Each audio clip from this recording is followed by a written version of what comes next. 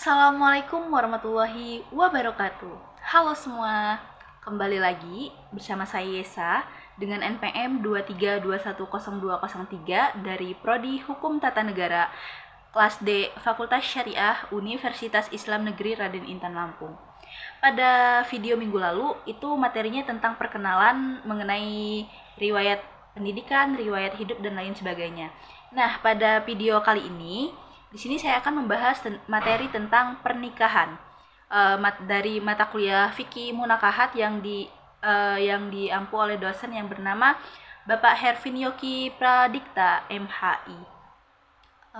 Sebelumnya di sini udah banyak yang tahu belum sih apa itu definisi pernikahan atau definisi nikah gitu? Baik, langsung saja ke definisi nikah. Nikah itu merupakan perjanjian hukum atau akad untuk memperbolehkan seorang laki-laki memanfaatkan seorang wanita untuk menikmati kenikmatan yang awal mulanya merupakan perbuatan yang diharamkan menjadi dihalalkan dengan telah mengutarakan akad yang benar.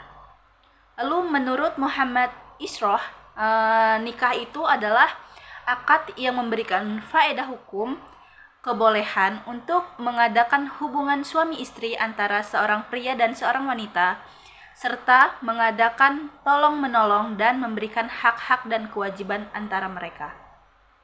Nah, selanjutnya yaitu komplikasi hukum Islam. Perkawinan menurut hukum Islam adalah pernikahan, yaitu akad yang sangat kuat atau miksakon kholidan untuk menaati perintah Allah dan melaksanakannya ibadah. Terus Undang-Undang Nomor 1 Tahun 1974 Pasal 1 menyatakan bahwa pernikahan merupakan ikatan lahir dan batin antara seorang wanita dan seorang pria sebagai suami istri dengan tujuan membentuk keluarga atau rumah tangga yang bahagia dan kekal berdasarkan ketuhanan yang Maha Esa.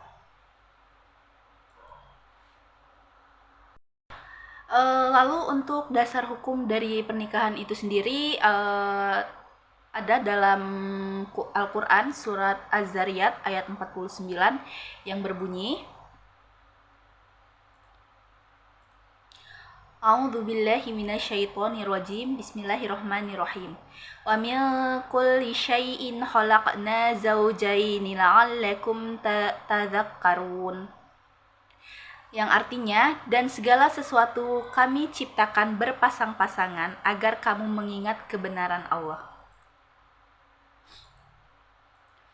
Lalu Rasulullah SAW bersabda, dari Ibnu Mas'ud berkata, Rasulullah bersabda, hai para pemuda, siapa di antara kamu yang mampu menanggung beban nikah, maka kawinlah, karena sesungguhnya kawin itu lebih dapat menundukkan pandangan dan lebih dapat menjaga kemaluan.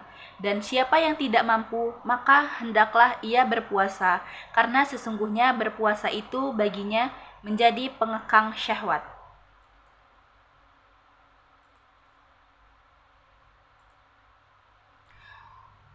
Lalu ada rukun dan syarat nikah.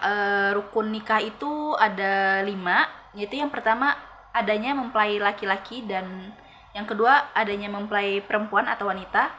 Yang ketiga itu ada wali, yang keempat 2 orang saksi laki-laki, dan yang kelima itu adanya ijab dan qabul. Untuk syarat nikah itu sendiri, syarat untuk mempelai laki-laki itu ada 4. Yang pertama, tidak ada hubungan mahram dari calon istri. Yang kedua itu kemauan sendiri. Yang ketiga jelas identitasnya, dan yang keempat itu tidak sedang menjalankan ihram. Adapun syarat untuk mempelai wanita atau mempelai perempuan itu ada 7. Yang pertama itu tidak ada halangan syar'i. Yang kedua tidak berstatus suami yang masih sah. Yang ketiga tidak ada hubungan mahram. Yang keempat tidak dalam keadaan idah. Yang kelima kemauan sendiri, dan selanjutnya itu jelas identitasnya, dan yang terakhir itu tidak sedang menjalankan ihram. Syarat-syarat untuk walinya itu terdiri dari 6. Yang pertama ada laki-laki, terus dia juga sudah balik, sehat akal, tidak dipaksa, adil, dan tidak sedang ibadah ihram. Lalu untuk syarat-syarat saksi itu ada 8. Yang pertama itu ada laki-laki, yang kedua sudah balik, yang ketiga sehat akalnya, yang keempat itu adil, yang kelima mendengar dan melihat, yang keenam tidak dipaksa atau terpaksa, yang ketujuh tidak sedang ibadah ihram, dan yang kedelapan itu faham bahasa yang digunakan untuk ijab dan qabul. Adapun materi terakhir yaitu syarat ijab dan qabul.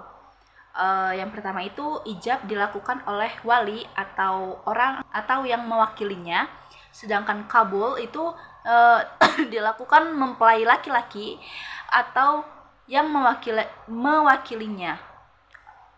Terus yang kedua itu dilangsungkan dalam satu majelis. Kemudian antara ijab dan kabul tidak boleh diselingi dengan perbuatan atau kalimat yang dapat memisahkan antara ijab dan kabul. Yang ketiga itu keduanya tidak boleh kontradiksi. Dan yang terakhir itu ijab dan qabul dilakukan melalui lisan serta didengar oleh masing-masing wali, saksi maupun kedua mempelai. Baik, sekian materi dari saya pada video kali ini. Kurang lebihnya saya mohon maaf dan kepada Allah saya mohon ampun. Saya akhiri. Wassalamualaikum warahmatullahi wabarakatuh. See you.